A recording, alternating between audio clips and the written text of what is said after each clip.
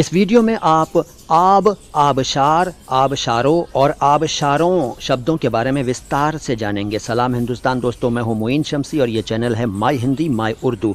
आबशार, आबशार शब्द का हिंदी में अर्थ होता है झरना और निर्झर, प्रपात। झरना, निर्झर, प्रपात। अंग्रेजी में वाटरफॉल, कैस्केड और कैटरैक्ट कहते हैं आबशार को। आबशार के कई अर्थ हैं। अब मैं बताता हूँ कि आबशार शब्द बना कैसे है। ये फ़ारसी भाषा का शब्द है और ये फ़ारसी भाषा के ही दो शब्दों आब और शार के मेल से बना है। आब का मतलब होता है पानी, यानी कि जल, नीर, वार, अम्ब।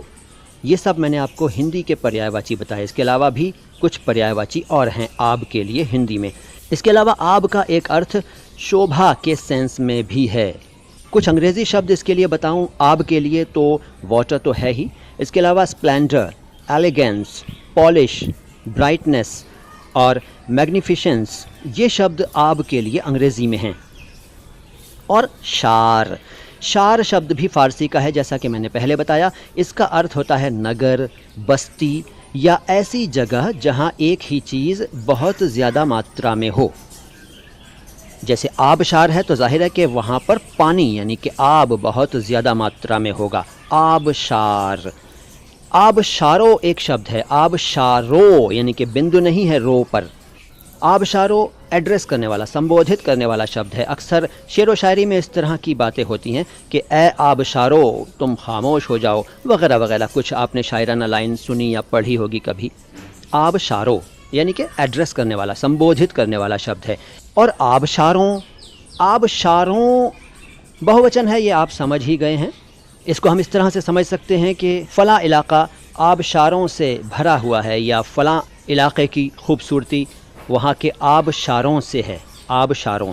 तो आज की मुलाकात में आपने आबशार, आब, शार, आबशारों और आबशारों शब्दों के बारे में सुना। हमें यकीन है कि आपको ये जानकारी पसंद आई होगी, आपकी मालूमात में थोड़ी सी वृद्धि, थोड़ा सा इजाफा हुआ होगा।